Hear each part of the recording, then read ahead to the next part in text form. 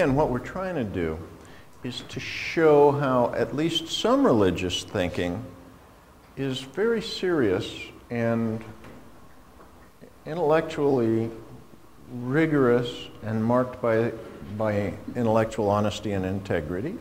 Joy, in my sense, has one characteristic, and only one, in common with happiness and pleasure. The fact that anyone who has experienced it will want it again. Apart from that, and considered only in its quality, it might almost equally well be called a particular kind of unhappiness or grief. Joy, in the way he uses it, is not just fun or happiness. It isn't fun or happiness. It's an elusive sense of something else, and it's there for a moment, and then it's gone, but as soon as it's gone, a person says, "Oh, I wish that would come back." And here's how he illustrates it. This comes from, the first few lines of a poem from the Eddas, Scandinavian Eddas. I heard a voice that cried, "Balder the beautiful is dead, is dead." You know, he was maybe 10 years old, I think, when he first encountered this. I knew nothing about Balder, but instantly I was uplifted into huge regions of the northern sky. I desired with almost sickening intensity something never to be described, and then found myself at the very same moment already falling out of that desire and wishing I were back in it. I think I've felt what Lewis calls joy. It's not working? Quick show of hands. You kind of get it, huh? Okay. When he's about 10 years old, his mother is dying. My mother's death was the occasion of what some, but not I, might regard as my first religious experience. I remembered what I'd been taught, that prayers offered in faith would be granted. I accordingly set myself to produce by willpower firm belief that my prayers for her recovery would be successful. I had approached God without love, awe, or fear, merely as a magician. He rejects Christianity. It's not strange that I should feel the universe to be a menacing and unfriendly place. Several years before I read Lucretius, I felt the force of his argument, and it is surely the strongest of all for atheism. Had God designed the world, it wouldn't be a world so frail and faulty as we see. I became an apostate, dropping my faith with no sense of loss, but with the greatest relief. Do you notice about this guy that he's just thoughtful about his life? He actually tries to figure out what's going on in it, what it means, how to interpret it. High school age. Such then was my imaginative life. Over against it stood the life of my intellect. The two hemispheres of my mind were in the sharpest contrast. On the one side, a many-islanded sea of poetry and myth. On the other, a glib and shallow rationalism. Nearly all that I loved, I believed to be imaginary. Nearly all that I believed to be real, I thought grim and meaningless after his first 2 years. The emotion that went with this unidentified theism was certainly religious, but this was a religion that cost nothing. We could talk religiously about the absolute, but there was no danger it's doing anything about us. It was there, safely and immovably there. It would never come here, never, to be blunt, make a nuisance of itself.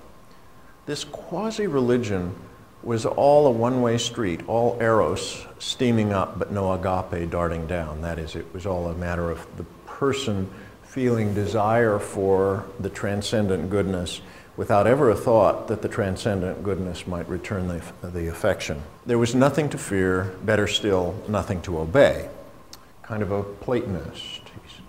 He's thinking that there is goodness out there. It doesn't know him, but he gets to appreciate it and respect it, and secretly he's awfully glad it doesn't notice him. He begins to reflect on, looking back on all this reading he's done. I must have been blind as a bat not to have seen long before the ludicrous contradiction between my theory of life and my actual experiences as a reader. As a reader. He takes his experiences as a reader as evidence of what real understanding of life is about. George MacDonald had done more to me than any other writer. Of course, it was a pity he had that bee in his bonnet about Christianity. He was good in spite of it. Chesterton had more sense than all the other moderns put together, baiting, of course, his Christianity. Johnson was one of the few authors whom I felt I could trust utterly. Curiously enough, he had the same kink. Spencer and Milton, by a strange coincidence, had it too. Even among ancient authors, the same paradox was to be found. The most religious, Plato, Aeschylus, Virgil, were clearly those on whom I could really feed.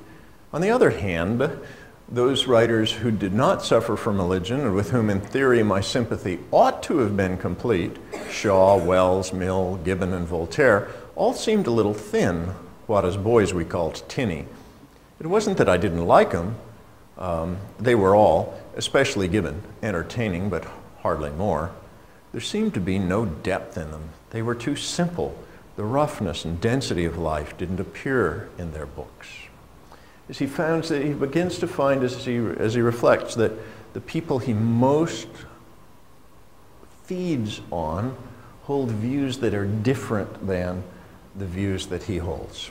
And he begins to puzzle at that. In his mid-20s, he becomes this idealist. Inexorably, Joy proclaimed, "You want, I myself am your want, of something other, outside, not you, nor any state of you." That is, joy is not just how you feel. Joy is the experience of wanting something outside yourself. I didn't yet ask, who is the desired, only what is it? But this brought me already into the region of awe, for I thus understood that in deepest solitude there is a road right out of the self. There is in deepest solitude a commerce, a dealing with, something which, by refusing to identify itself with any object of the senses, this thing that you're having contact with can't be tasted or touched or anything like that, or anything whereof we have biological or social need. It is, you won't die without it. Or anything imagined or any state of our own minds.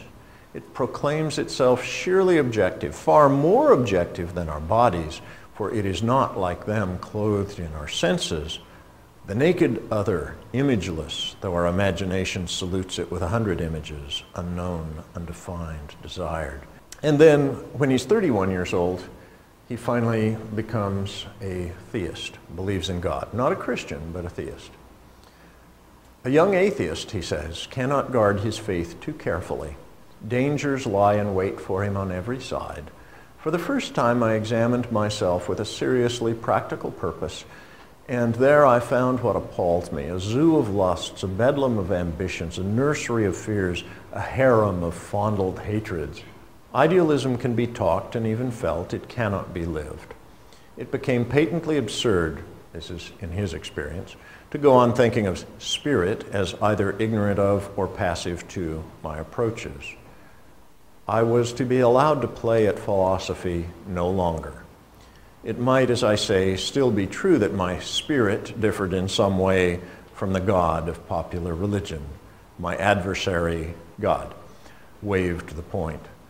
It sank to utter unimportance. He would not argue about it. He only said, "I am the Lord, I am that I am, I am." As he began that experience, he simply could no longer think that the Spirit was unaware. How much does he talk about church and churches in this book? Scarcely at all. This has nothing to do with groups. What you're seeing here is religious belief. You remember I tried to make the distinction last time between religious belief by contrasting the person who says, "I am a Catholic, a Baptist, a whatever, an atheist, and therefore I believe such and such," with the person who says, "As I have considered the world, I've come to believe this and this and this." And he's clearly that latter kind. This is religious belief in the sense that he's thought through it, and these are the things he's coming to beliefs.